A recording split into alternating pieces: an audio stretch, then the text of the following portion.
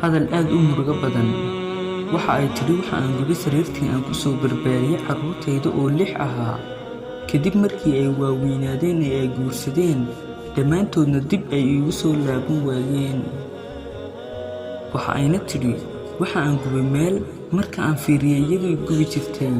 Yacni marka aan arka sariirta, waxa aan soo xasuusan jiray carruurtaydii iyo sidii aan ugu barbaarin jiray iyo siduu noqday abaalkaygii. Waxaa hubaala qofkii baari u noqon waaya labadiisa waalid in uu meel xun ku dambaynayo. Haddaba walaalayaal, aynu baari u noqono labadeena waalid oo aynu barbaarino sidii ay inoo soo barbaariyeen. ووصينا الإنسان بوالديه إحسانا حملته أمه كرها ووضعته كرها وحمله وفصاله 30 شهرا حتى إذا بلغ أشده وبلغ 40 سنة قال